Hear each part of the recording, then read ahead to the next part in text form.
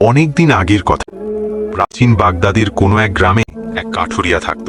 তার নাম ছিল আব্দুর রহমান, তার স্ত্রীর নাম ছিল নূরজাহান, আর তাদের দুটো ছোট বাচ্চা ছিল। আব্দুর রহমান রোজ খুব ভোরে ঘুম থেকে উঠত, তার কুড়ালটা কাঁধে নিত আর ঘন জঙ্গলে কাঠ কাটতে চলে যেত।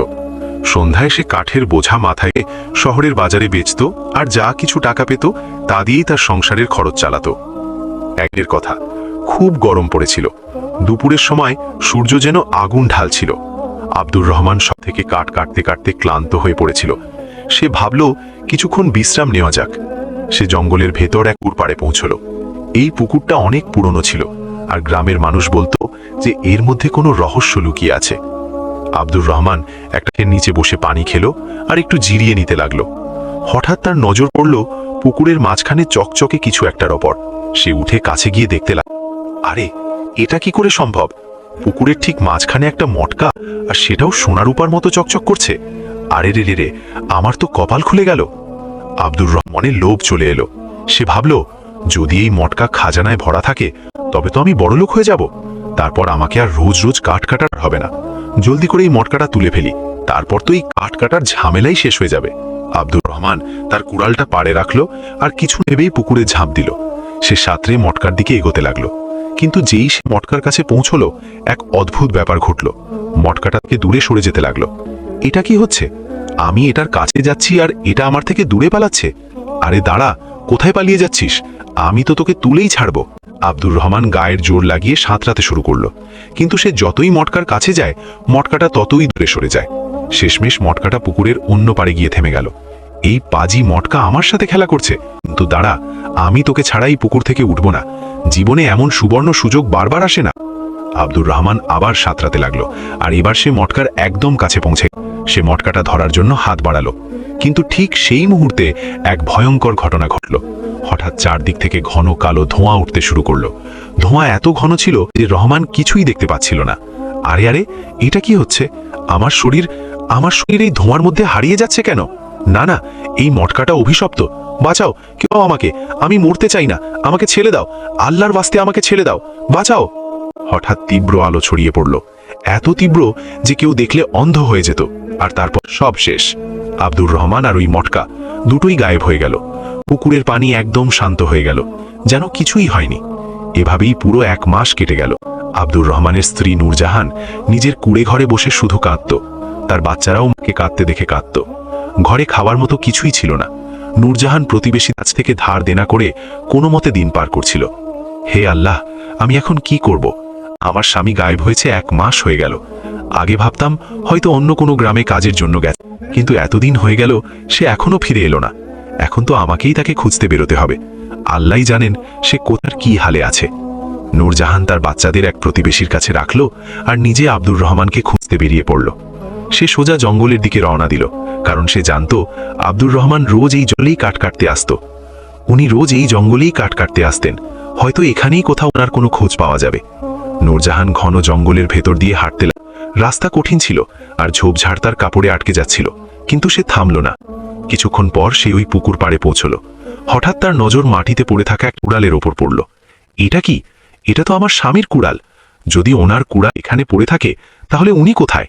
নূরজাহান কুড়ালটা তুলে বুকে জড়িয়ে উঠল। তার চোখে পানি চলে এলো, কিন্তু সাথে সাথে তার মনে এক দৃঢ় সংকল্প এলো। আমি আমার স্বামীকে খুঁজে বের করবই। সে মাটিতে থাকুক, মাটির নিচে পাতালে, আমি তাকে ফিরিয়ে আনবই।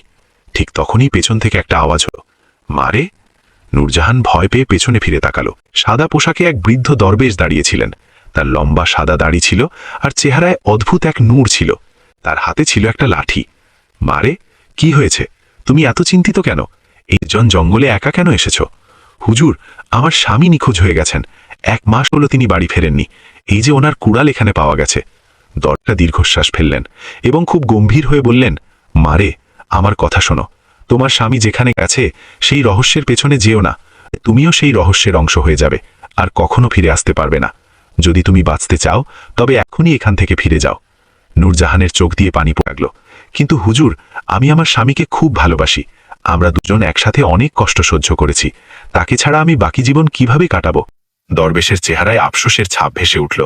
তিনি তার লাঠি মাটিতে ঠুকলে বললেন, মারে, আমি তোমার দুঃখ বুঝতে পারছি, কিন্তু তুমি ফিরে যাও। তোমার দুটো ছোট বাচ্চা আছে, ওরা তোমার অপেক্ষা করছে। ওদের খেয়াল রাখো, ওদের ভবিষ্যতের কথা ভাবো। যদি তুমিও এখানে হারিয়ে যাও তাহলে ওদের কি হবে?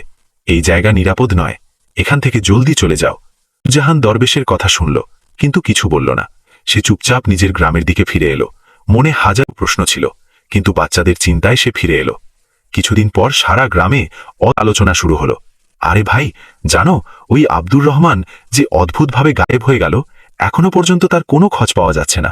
বলতো মেকি এখন এমন সব ঘটনা ঘটবে নাকি? হ্যাঁ, একদম ঠিক বলেছ। আরে আব্দুর রহমান যাই বলো, খুব ভালো মনের মানুষ ছিল। সে এমন কি করলো যে তার কোনো হদিসই মিলছে না? আমার তো মনে হচ্ছে আমাদের গ্রামের ওপর কোনো বড় বিপদ আসতে চলেছে। তা না হলে এটা কি করে সম্ভব? জলজান্ত মানুষ রাতারাতি গায়েব হয়ে গেল। ভাই, আল্লাহ জানে এখন কি হতে চলেছে। ধীরে ধীরে গ্রামের অনেক পুরুষ রহস্যজনকভাবে গায়েব হতে শুরু করলো, আর পুরো গ্রামে তোলপাড় হয়ে গেল। আরে এ তো খুব বড় ঘটনা ঘটছে। এ ভাই, এ তো ঠিক সেই ঘটনার পুনরাবৃত্তি হচ্ছে যা একবার দাদাজান বলেছিলেন। তিনি বলেছিলেন যে অনেক বছর আগে আমাদের গ্রাম থেকে হঠাৎ সব পুরুষ গায়েব হয়ে গিয়েছিল। ঠিক সেই ঘটনাই আজ আবার আমাদের সাথে ঘটে। আর ভাই, আমরা যদি কিছু না করি তবে আমাদের গ্রামে যে কজন পুরুষ বেঁচে আছে তারাও গায়েব হবে।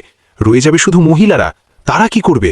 এখন মহিলারা কি করবে তা জানি না, কিন্তু হ্যাঁ, আমার দাদা যেন বলেছিলেন যে এটা কারোর অভিশাপ যা আমাদের গ্রামের ওপর গজব হয়ে নামছে। একটা করি, চলো মাতব্বর সাহেবের কাছে যাই। এর উপর অবশ্যই কোনো সিদ্ধান্ত নিতে হবে। আরে কি হয়েছে? তোমরা সবাই একটু চিন্তিত কেন? কি ব্যাপার? মাতব্বর সাহেব বুঝুন, আমাদের কিছু না কিছু করতেই হবে। আগে আমরা ভেবেছিলাম শুধু আব্দুর রহমানই গায়েব হয়েছে, কিন্তু এই কদিনে আমাদের গ্রামের অর্ধেকের বেশি পুরুষ গায়েব হয়ে গেছে। বলুন তো দেখি। আরে এ কি? আসলে আমাদের গ্রামে হচ্ছেটা কি? আমি কিছুদিন অন্য গ্রামে ছিলাম, তাই এত বড় ঘটনার কথা জানতেই পারিনি। সেটাই তো মাতব্বর সাহেব, এই জন্যই তো আপনাকে জানাচ্ছি। জলদি চলুন, বৈঠকখানায় কথা বলি। আমাদের কিছু না কিছু সিদ্ধান্ত নিতেই হবে। হ্যাঁ ঠিক আছে, চলো যাই। আজই গ্রামের চাতালে বসবো আর এই বিষয়ে ফয়সালা করব। চলো তবে। গ্রামের সব লোক চাতালে জড়ো হলো। আসো, শোনো শোনো শোনো ভাই, সব গ্রামবাসী সবাই একটু মনোযোগ দিয়ে শোনো। আমাদের গ্রামে যত পুরুষ রহস্যজনকভাবে গায়েব হচ্ছে, যে এই রহস্য সমাধান করতে পারবে আমি তাকে অনেক পুরস্কার দেব। কেউ কি আছো? মাতব্বর সাহেব, আমি এই রহস্য সমাধান করব। গ্রামের যত লোক হয়েছে আমি তাদের সবাইকে ফিরিয়ে আনব। এই তো বাপের বেটার মতো কথা। কেউ তো পুরুষ মানুষ সামনে এলো। ঠিক আছে বাবা করিম, তুই এই রহস্যের সমাধান কর বাবা। জানি না আজকাল আমাদের গ্রামে কি হচ্ছে, আমার খুব চিন্তা হচ্ছে। ঠিক আছে বাবা, ঠিক আছে। এরপর করিম গ্রাম থেকে বের হয়ে ঘন জঙ্গলে যায়। আসলে ওই লোকগুলো কোথা থেকে গায়েব হয়েছে তা তো আমি জানি না, আর আমি এর খোঁজ করবই বা কিভাবে? খুনি সেই বৃদ্ধ দরবেশ আসেন। আল্লাহ আল্লাহ, তুই কোথায় যাচ্ছিস বাবা? নিজের মরণ খুঁজতে? এমন কথা কেন বলছেন হুজুর? আসলে ব্যাপারটা আমি সব গ্রামবাসীকে মুক্ত করতে চাই। হুজুর, আপনি দয়া করে সাহায্য করুন আর এইটুকু বলুন যে তারা সব গায়েব হয়ে কোথায় গেছে। আমি তাদের সবাইকে ফিরিয়ে আনতে চাই। ওহো, ভেবে দেখ বাবা, এতে কিন্তু তোমার জানও যেতে পারে। ঠিক আছে হুজুর, আমি আগেই সব ভেবে এসেছি। আমি যে কোনো কিছু করতে রাজি, কিন্তু আমি আমার গ্রামকে এভাবে শেষ হতে দেব? বলুন তো দেখি, আমাদের গ্রামের অর্ধেকের বেশি পুরুষ গায়েব হয়ে গেছে। এটা তো অনেক বড় সমস্যা হয়ে দাঁড়িয়েছে, তাই না? কিছু না কিছু তো করতেই হবে। তোমার ভেতর তেজ আছে আর নেক কাজ করার জজবাও আছে। এক কাজ করো, এখান থেকে সোজা যাও, একটা পুকুর পাবে। তাতে যে মটকাটা আছে ওটা হাসিল করে নাও, তাহলেই তুমি রাস্তা পেয়ে যাবে। যাও। ঠিক আছে, ঠিক আছে হুজুর, আপনার অনেক অনেক শুকরিয়া। আমি চলি। এরপর করিম একটু সামনে এগোতেই পুকুরের কাছে পৌঁছে যায়।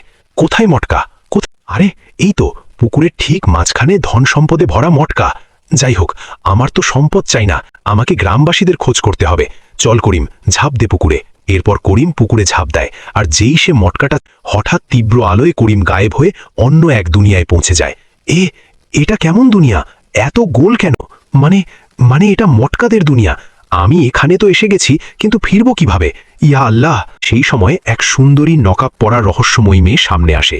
লম্বা চুল, সুন্দর চোখ আর হাতে বাঁশি ছিল। ওহ, কে? অদ্জঙ্গলের রহস্যময়ী মেয়ে। মেয়েটি চুপ থাকে আর আস্তে আস্তে বাঁশি বাজায়। এই সুর, এটা কেমন সুর? আমি এর পেছনে পেছনে কেন যাচ্ছি? আমার পা তো আমার বসে নেই। আরে রে, এটা কি চক্কর? মেয়েটি বাঁশি বাজাতে বাজাতে সামনে হাঁটতে থাকে। করিম চাইলেও নিজেকে আটকাতে পারে না, আর তার পেছনে পেছনে যেতে থাকে। কিছুক্ষণ পর সে এক অদ জায়গায় পৌঁছায়, যেখানে চারদিকে বড় বড় মটকা ছিল। প্রত্যেক মটকা থেকে শুধু ঘাড়টুকু বাইরে ছিল। ইয়া আল্লাহ! এতগুলো মটকা, আর সেগুলো এত বড় বড়! এক একটা গ্রামবাসীর শুধু ঘাড় দেখা যাচ্ছে। ও, তার মানে এসব গ্রামবাসীকে পুরোপুরি এই মটকাগুলোতে বন্দি করে রেখেছে। তখনই মেয়েটি জোরে জোরে হাসতে থাকে। তো তুই কে? আর এই গ্রামবাসীদের তুই মটকার মধ্যে কেন করে রেখেছিস? আর তাদের শুধু ঘাড় কেন দেখাচ্ছিস? শরীর কোথায়? এখন তুইও একটা মটকায় বদলে যাবি। এই দেখ এই বড় মটকাটা, এখন এটাই কবর হবে। আলো করিমকে ধরতে আসে। তখনই করিম ঝট করে মাটি তুলে তার চোখে ছুঁড়ে মারে। আমাকে ধরতে পারবি না, বুঝেছি? আমি তোকে জ্যান্ত ছাড়ব না। আরে দেখো দেখো, আমি তোমাকে ক্ষতি করতে বা কোনো লোভে আসিনি। আমি তো এখানে আমার গ্রামের লোকদের সাহায্য করতে এসেছি। আমাকে বলো, কেন মটকার দুনিয়ায় বন্দি করে রেখেছো এদের সবাইকে? দেখো, আমার কথা বোঝো। আমাকে শুধু এইটুকু বলো, কেন করেছো? ঠিক আছে, তোকে তো এমনিতেই মরতে হবে, আর তুই লোভীও নস, তাই এই শখটা অবশ্যই পূরণ করব। আমার সত্যিটা জানতে চাস তো? শোন, এই ঘটনা সেই সময়ের যখন আমি এই দুনিয়ায় আসতে যাচ্ছিলাম। আরে এই সাব্বির, তোর বউয়ের বাচ্চা হবে। জানিয়ে দিস ছেলে হচ্ছে না মেয়ে, সবাইকে খবর দিয়ে দেব। চিন্তা করবেন না চাচা যান, মেয়ে হলে তো আপনি জানেনই আমাদের গ্রামের যারা, আমরা তাই করব, মেরে ফেলবো ওটাকে। চাই না আমাদের মেয়ে। হ্যাঁ হ্যাঁ হ্যাঁ, যদি একটাও মেয়ে আমাদের গ্রামে বেঁচে যায় তাহলে আমাদের পুরো গ্রামের সর্বনাশ হয়ে যাবে। আমাদের মুরব্বীরা বলেছিল আমাদের গ্রামে একটাও মেয়ে উচিত নয়, শুধু ছেলে জন্মাবে, মনে রাখিস। হ্যাঁ হ্যাঁ চাচা যান, আমার সব মনে আছে, সব মনে আছে। তখনই হঠাৎ বাচ্চার কান্নার আওয়াজ। যা যা যা, দেখ তোর বউয়ের বাচ্চা হয়েছে, দেখ তো ছেলে না মেয়ে। ঠিক আছে চাচা যান, আমি এক্ষুনি দেখে বলছি, দাঁড়ান। সাব্বির ঘরের ভেতর যায়। ওগো, আমার বাচ্চা, আমার বাচ্চাই দূরে এসেছে। হ্যাঁ আচ্ছা ঠিক আছে, বাচ্চা তো এলো, কিন্তু এটা বল ছেলে না মেয়ে? আপনি কি সব বলছেন? এত মান্যত করার পর আমার বাচ্চা হয়েছে, আর আপনি এই প্রশ্ন করছেন? হ্যাঁ, আমি মান্যত করেছিলাম, কিন্তু তার চেয়েও বড় আমাদের গ্রামের প্রথা। জলদি বল, কি হয়েছে? ছেলে না মেয়ে? ছেলে হয়েছে। কি সত্যি আমার আমার ছেলে হয়েছে? অনেক বড় বোঝা নেমে গেল। এখন আমি খুশিতে সারা গ্রামকে বলতে পারি আমার ঘরে ছেলে হয়েছে। সাব্বির কুড়ে ঘর থেকে বেরোলো। আমাকে আমাকে মাফ করে দিও গো, কিন্তু আমি আমার মেয়েকে হারাতে চাই না। আমি জানি তোমরা মেয়েরা করো, কিন্তু আমি আমার মেয়েকে কোনো মতেই হারাতে চাই না। ওদিকে সাব্বির হাসতে হাসতে ঘর থেকে বেরোলো। আরে চাচা যান, মোবারক হোক, মোবারক হোক। আরে আমার ছেলে হয়েছে, এটা তো বিরাট খুশির খবর। সারা গ্রামে মিষ্টি বিলানো হবে, আর সবাইকে ঢোল বাজিয়ে জানানো হবে আমাদের গ্রামে ছেলেই জন্মেছে। তারপর সব গ্রামবাসী আনন্দ করতে থাকে। আর এভাবেই ধীরে ধীরে সময় কাটতে থাকে। দেখতে দেখতে 4 বছর পার হয়ে যায়। আমার মেয়ে আলো, তুমি 4 বছরের হয়ে গেছো, কিন্তু কেউ আজ পর্যন্ত জানতে পারলো না যে তুমি আমার মেয়ে না ছেলে। যতদিন সম্ভব আমি কাউকে জানতেও দেব না যে তুমি আমার মেয়ে, আমার ছেলে নও। ঠিক সেই সময় সাব্বির পেছন থেকে শুনে ফেলে, এই তুই মিথ্যে বলেছিস, এ মেয়ে, তুই তো বলেছিলিস যে এ ছেলে। এই কথা এক্ষুনি গিয়ে গ্রামের মানুষদের জানাচ্ছি। তুই মিথ্যে কেন? এ আপনি কি কথা বলছেন গো? এ আপনার মেয়ে, আমাদের রক্ত। এমন করবেন না, আল্লাহর ওয়াস্তে। আমরা এই কথা 4 বছর ধরে গ্রামবাসীর কাছ থেকে লুকিয়েছি। আপনিও বলবেন না। দেখুন কত মাসুম বাচ্চা, এমন করবেন না। না, পুরো গ্রামের জান আমি বিপদে ফেলতে পারি না। আর এ তো অনেক বড় পাপ হয়ে গেছে, তাও 4 বছর ধরে এ আমাদের গ্রামে বেঁচে আছে। এখন জানি না এই পাপ মোচন কিনা। সাব্বির ঘর থেকে বেরিয়ে পড়ে। আম্মা, আম্মা, আব্বাজান এমন কেন করছিলেন? আমি কি পাপ নাকি আম্মা? না রে মা, তুই একদম পাপী নস, তুই তো আমার রহমত। জানি না এখন কি চলেছে। অন্যদিকে সাব্বির বুড়ো লোকটার কাছে পৌঁছায়। কি হলো সাব্বির, তোকে আজ খুব ঘাবড়ানো মনে হচ্ছে, কি ব্যাপার? চাচা যান, আসলে ব্যাপারটা হলো আমার বউ মিথ্যা বলেছিল। ঘরে যে ছেলে আছে সে ছেলে নয়, বরং মেয়ে। মেয়ে, সে সবার কাছ থেকে সত্যটা লুকিয়েছিল, এমনকি আমার কাছ থেকেও। চল চল চাচা যান, এর বিহিত করতেই হবে। না না না, এ তো অনেক বড় গুনাহ হয়ে গেছে। আরে 4 বছর ধরে বেহুশ হয়ে পড়েছিলি নিজের ঘরে, নালায়েক কোথাকার। এখন তো আমাদের ওখানে মেরে ফেলতেই হবে, নইলে আমাদের গ্রামে না জানি কতজনের কোরবানি চড়বে। তাহলে আমরা কি করব চাচা যান? জলদি কোনো রাস্তা বাতলে দিন। আপনিই তো এই গ্রামের মুরব্বী, আপনি জানেন আমরা তো তাই করি। এত বড় পাপ আমরা কিভাবে ধোব? তো শোন, আমরা ওকে এমন শাস্তি দেব যে এরপর কেউ এই গ্রামে মেয়ে জন্ম দেওয়ার আগে 100 বার ভাববে। আমরা ওকে সহজ মৃত্যু দেব। তোর মেয়েকে আমরা এক জাদুকরি মটকায় বন্দি করে দেব, আর পুকুর পাড়ে ফেলে আসব, যাতে তোর মেয়ে তিলে তিলে মরে। আর ওর চিৎকার শুনে আমের সব মহিলার মনে ভয় ঢুকে যায়, যাতে তারা ভবিষ্যতে কখনো আমাদের কাছে সত্য না লোকায়। হ্যাঁ ঠিক আছে, ঠিক আছে চাচা যান, আপনার যা মনে হয় তাই করি। কিন্তু মটকার ভেতর আমরা এত বড় বাচ্চাকে বন্দি করব কিভাবে? চিন্তা করিস না, আমি জাদু জানি। আমি তা দিয়ে তোর মেয়েকে মটকায় বন্দি করে দেব, যাতে কেউ ওকে বের করতে না পারে। চল এখন, চলুন। তারপর সব গ্রামবাসী সাব্বির আর বুড়ো লোকটি সাব্বিরের ঘরে আসে। আপনারা এখান থেকে চলে যান, আমি আমার মেয়েকে কোনো মূল্যেই দেব না। আরে তুই দিবি না মানে? আমি এই পাপ আমার ঘরে রাখতে পারি না। আরে দে, জলদি করে আমার ঘর থেকে বের করতে হবে একে, আরে দে আমাকে। সাব্বির আলোর হাত ধরে হেঁচড়াতে থাকে। না না আব্বাজান, আমাকে ছেড়ে দিন। আম্মা, আমাকে বাঁচাও আম্মা, আমি যাব না আম্মা, আমি আপনার কাছে থাকবো।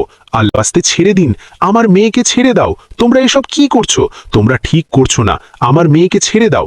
আলোর মা এগিয়ে যায়, তখনই পা পিছলে মাথা পাথরে লেগে মৃত্যু হয়।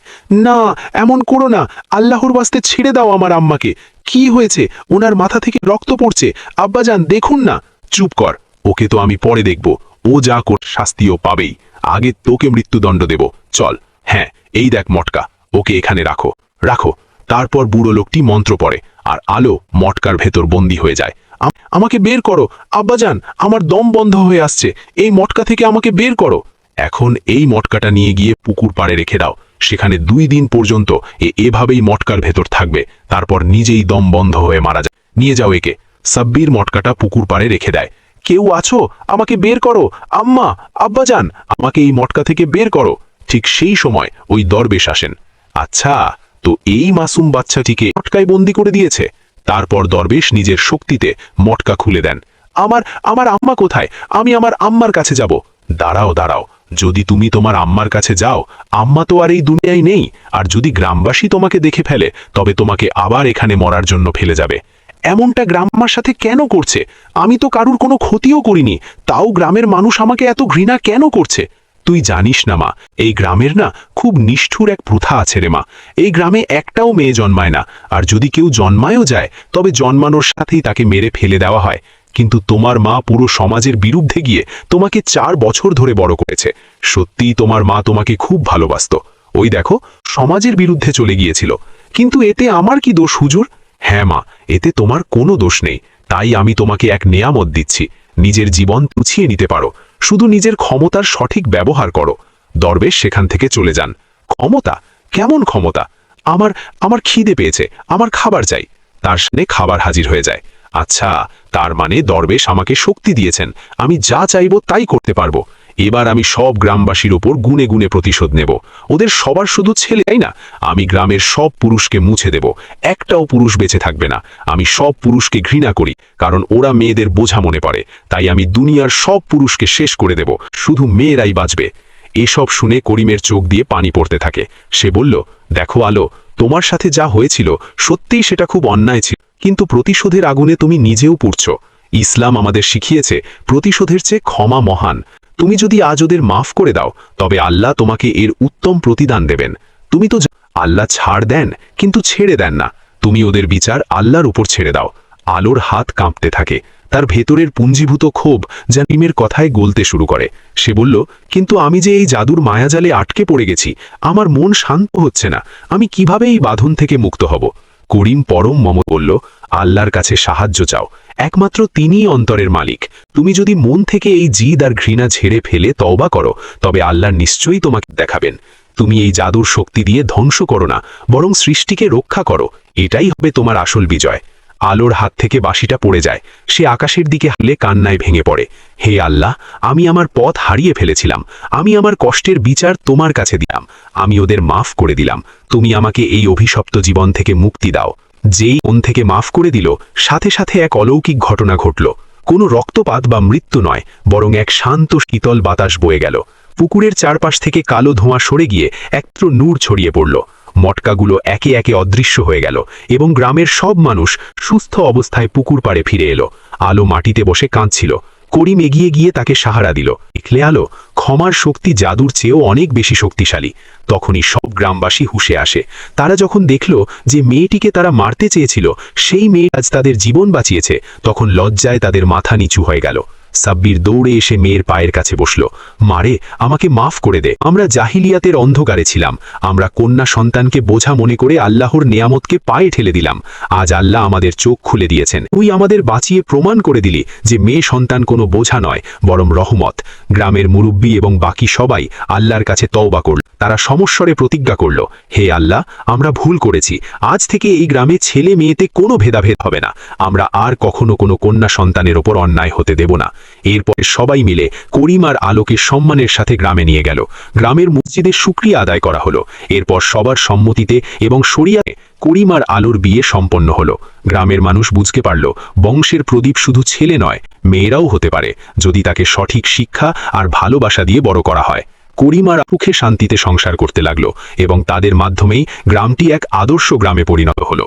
আমি আশা করি আপনারা এই গল্প থেকে গভীর এক শিক্ষা পেয়েছেন। যদি আপনারা আরও এমন শিক্ষণীয় গল্প শুনতে চান তাহলে আমাদের চ্যানেলটি সাবস্ক্রাইব করুন এবং আপনারা কোন জায়গা থেকে আমাদের ভিডিও দেখেন কমেন্টে জানান।